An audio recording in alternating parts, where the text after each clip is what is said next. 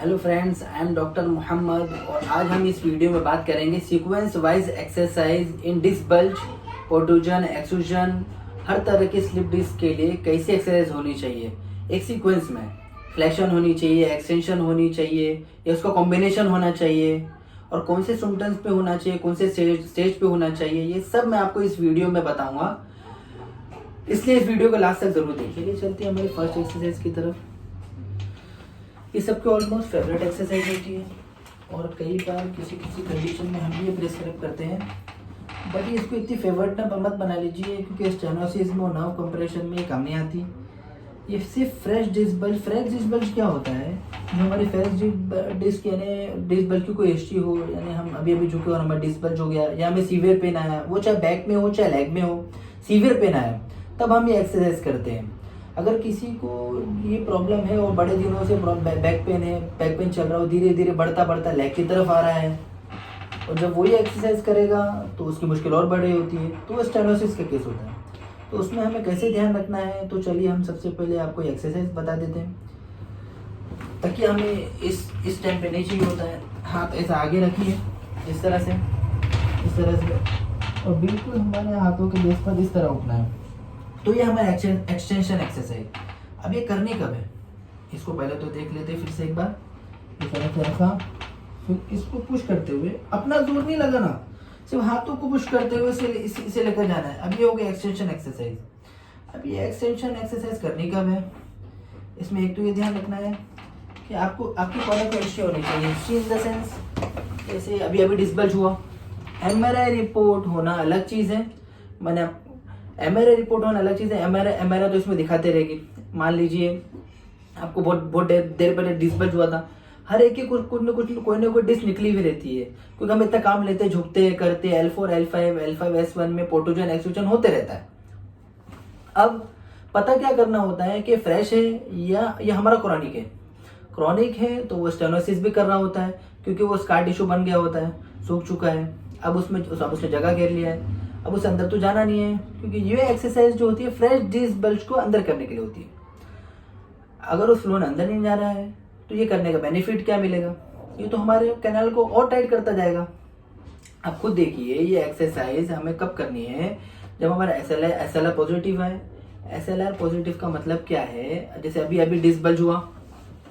Disc bulge जब होता है तो पेशेंट को इतना सीवियर पेन होता है, चाहे बैक में हो चाहे लेग में हो, इतना सीवियर पेन होता है कि न उससे लेटा जाता है और ना खड़ा हो जाता है, उसको हर टाइम पे पेन हुआ होता है। और कई बार क्या होता है उससे टर्न भी नहीं लिया जाता है, इतना पेन होता है उससे टर्न होना मुश्किल हो जाता है, खांसना छींकना भी मुश्किल हो जाता है। SLR क्या होता है, मान लीजिए उसका पेन अभी बैक में है तो हम दोनों टांगों का SLR टेस्ट करते हैं। अभी तो मैं एक्टिव करता हूँ, वैसे पैसिव होता है। पैसिव का मतलब कोई और जना उसका टांग उठा के इस तरह से देख रहा होता है तो 20-30% में इसका बैक पेन हो रहा होता है, तो मतलब मैंने डिस्क अभी फ्रेशली निकली हुई है। उसी तरह से इसको करते हैं तो ये थाई पेन नहीं, टांग का पेन अलग चीज़ है, बैक में पेन आता है, इतना सीवियर पेन आता है, इससे पता चल जाता है पॉजिटिव है। साथ में पेशेंट जब बैठने की कोशिश करता है, वैसे तो उठते उससे बैठा नहीं जाता, टर्न नहीं किया जाता, तो उसमें टमी टक करके ऐसा कोई सिचुएशन अगर कोई पेशेंट अगर आपके घर में है जिसे बैठने में, टर्न लेने में या खांसने छिकने में तकलीफ हो, तो उसको सबसे पहले कहिए कि अपना पेट अंदर करके फिर उठा करें। साइड लेकर तो उठना ही है, पेट अंदर करके भी उठा करें। तो इससे क्या होगा कि डीप एब्डोमिनल्स जो है तो ये हमारे स्पाइन को सपोर्ट करते हैं। दूसरी बात तो हुई। अब तीसरी बात जो इम्पोर्टेंट है, जब पेशेंट सीटिंग करेगा तो ऐसा करेगा फ्लेक्शन की तरफ, तो एकदम से शूटिंग पेन आएगा। ये हमारे 3-4 चीजें हैं जो हम बताते हैं कि फ्रेश डिस्क बल्ज है, इससे पता चल जाता है। कई बार क्या होता है कि फ्रेश डिस्क बल्ज नहीं होता है ये। मान लीजिए पेशेंट को क्या होता है, खड़े होने में चलने में पेन होता है, तो जब वो बैठ जाता है तब कोई पेन नहीं होता है। अब वो टर्न लेगा तब कोई पेन नहीं होगा। सिर्फ जब वो खड़ा होता है, इस तरह से खड़ा हो रहा है, चल रहा होता है, तो उसको बैक में बटक से लेके पूरा नीचे तक पेन रहता है। ये साइन होता है स्टेनोसिस का। स्टेनोसिस में क्यों होता है ऐसा, जो हमारी स्पाइन एक्सटेंशन में जाती है, जब हम खड़े होते हैं तो ऑटोमेटिकली एक्सटेंशन में पहुंच जाती है। जब हम खड़े होते हैं, चल रहे होते हैं, तो ऑटोमेटिकली जो हमारा कर्व है वो एक्सटेंशन में चले जाता है, तो एकदम से जो हमारा पेन रहता है वो चलते चलते बढ़ जाता है। तो 4-5 मिनट के बाद वो नमनेस आनी शुरू हो जाती है, तो ये स्टेनोसिस है।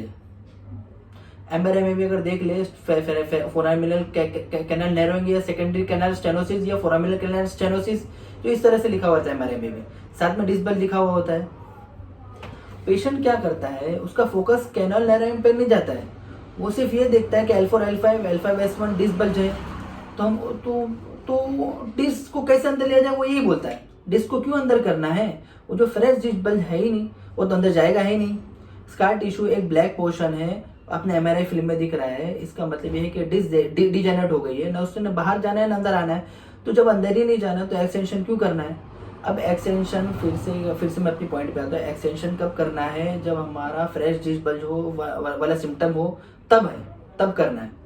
अगर आपको एक्सटेंशन करना ही है, उस टाइम पे पेन आ रहा है, तो एक्सटेंशन रोक दे। अब सेंट्रलाइजेशन और पेरिफेरलाइजेशन क्या होता है। सेंट्रलाइजेशन होता है कि लोअर बैक पेन। पेरिफेरलाइजेशन क्या होता है, पेन का लेग में जाना, वो बटक में भी हो सकता है, थाई में भी हो सकता है, लोअर लेग में भी हो सकता है, जिसको हम काफ मसल भी बोलते हो।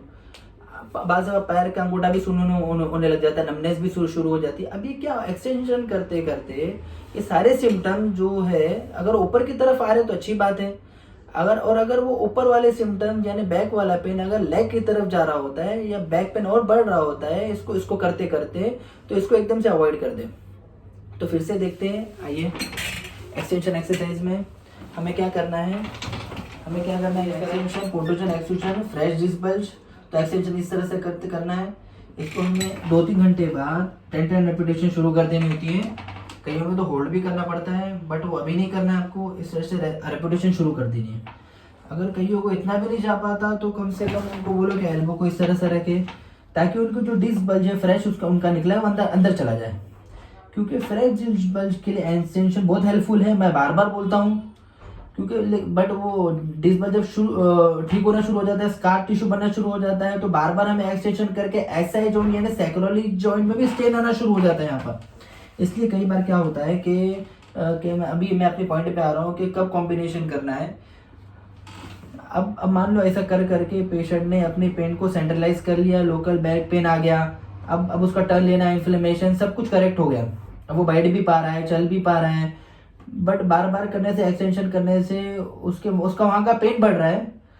तो क्यों बढ़ रहा है, वो एसआई जॉइंट है, फेसियल जॉइंट है, वो हमारा जो कॉम्प्रोमाइज कर रहा है, वो बार बार टाइट हो रहा है वो इस पोजीशन में। इसलिए हमें क्या करना है, 10 एक्सटेंशन एक्सरसाइज करने के बाद 5-5 नी टू चेस्ट एक्सरसाइज करना है। ये देखिए, तो इसको ध्यान से देखिए, घुटने से चेस्ट को छाती लगाने लेंगे तब तक बात नहीं बनेगी, ऐसा बिल्कुल भी गलत है। इसको नी को पकड़ा, सिर नहीं उठाना उसमें बिल्कुल भी, इस तरह से रखा, और नी को जहां तक आप लेके जा सकते हैं, जहां पर आपको यहाँ पर आपको स्ट्रेच होना फील हो जाएगा, बैक पे स्ट्रेच फील होना शुरू हो जाएगा, वहीं पर ऊंचाई है। जरूरी नहीं कि छाती पर लगाना ही लगाना है, उसका नाम नी टू चेस्ट है, वो सिर्फ इसलिए कि वो डायरेक्शन वही रखनी है। हाँ, तो इसे नी टू चेस्ट 5-5 टाइम्स करना है, दोनों लेग में 5-5 टाइम्स करना है। और थर्ड में क्या करना है कि साथ इस तरह से करना, और एसएलआर भी चेक हो जाएगा और पेन का भी पता चल जाएगा। हमने 60 डिग्री पर रखना है, इससे हमारे पेट के मसल भी स्ट्रॉन्ग हो जाएंगे और बैक के मसल भी स्ट्रॉन्ग हो जाएंगे। तो इससे एसएलआर पे तो पता चल जाएगा और पेन भी कंट्रोल में है कि नहीं वो भी पता चल जाएगा।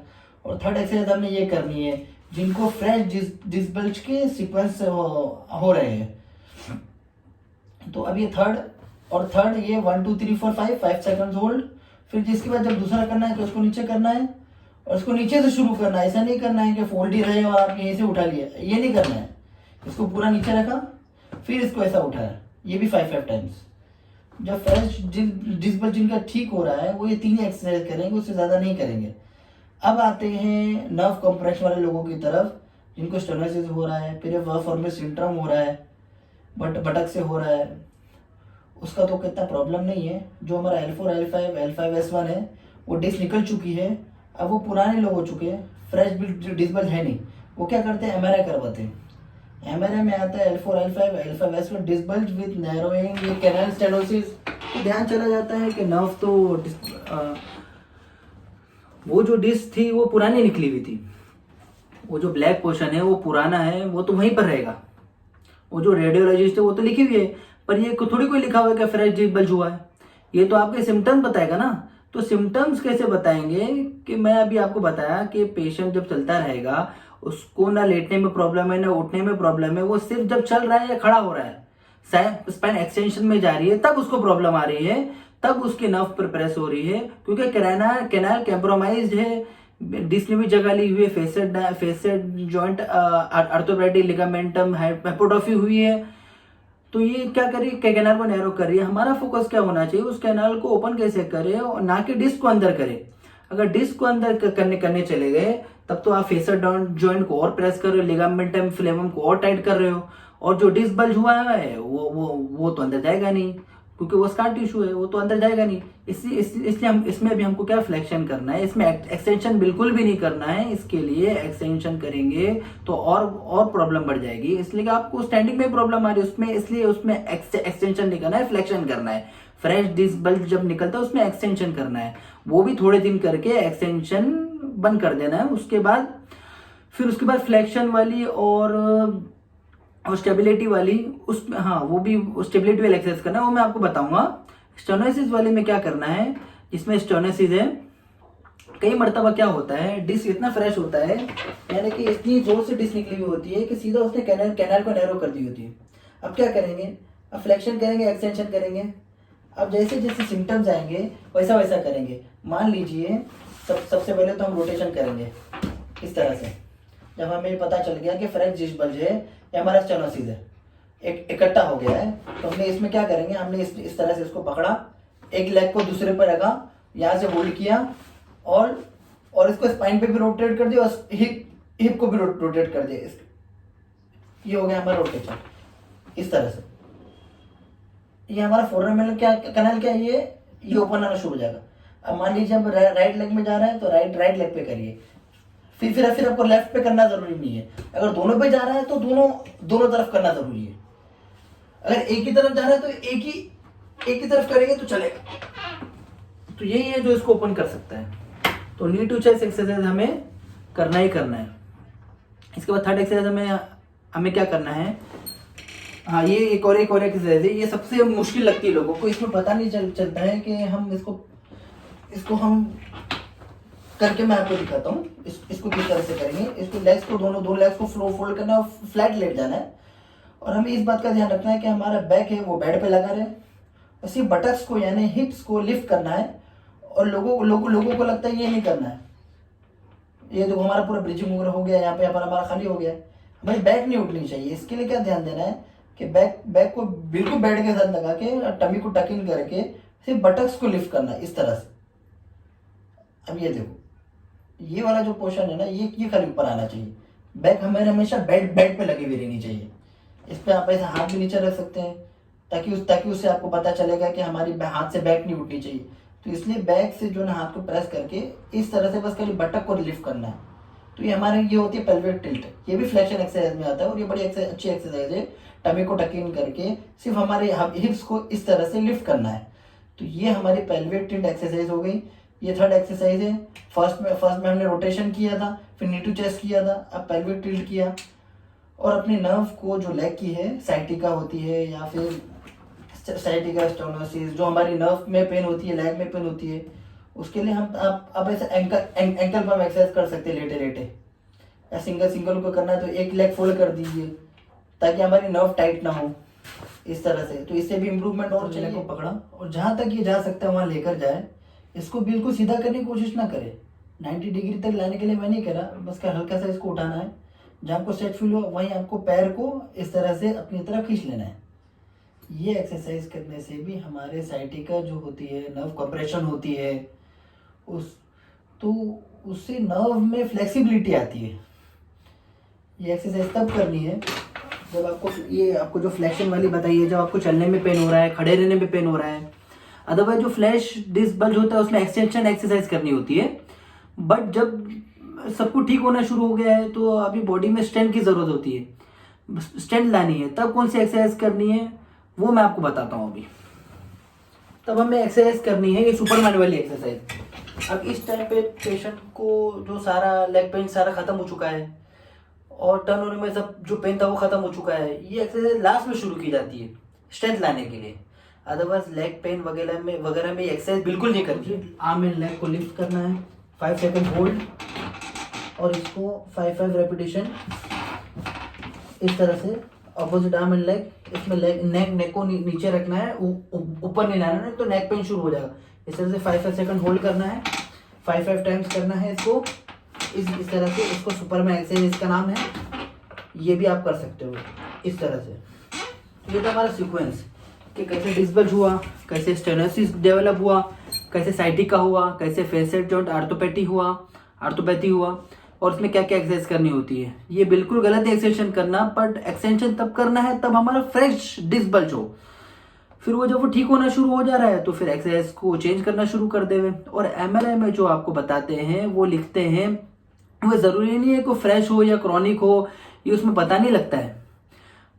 ये आपके सिम्टम डिसाइड करते हैं कि उस टाइम पे क्या हो रहा है। तो इसलिए जो है ना, हम लोग एमआरआई पे रिलाई नहीं करते हैं, पेशेंट के सिम्टम्स पे हम लोग डिपेंड होता है ये सब। तो इसलिए जो है ना, एमआरआई के ऊपर ये सब डिपेंड करता है। तो दोस्तों, आपको अगर हमारी ये मालूमात है जो है, इससे अगर आपको फ़ायदा हुआ हो तो आप इसको शेयर करें, ज़्यादा से ज़्यादा आप शेयर करें, क्योंकि आपके शेयर करने से लोगों को पता चलता है, अवेयरनेस आती है, और हमें बड़ी खुशी होती है जब लोगों को इसकी समझ आ रही है लोगों को।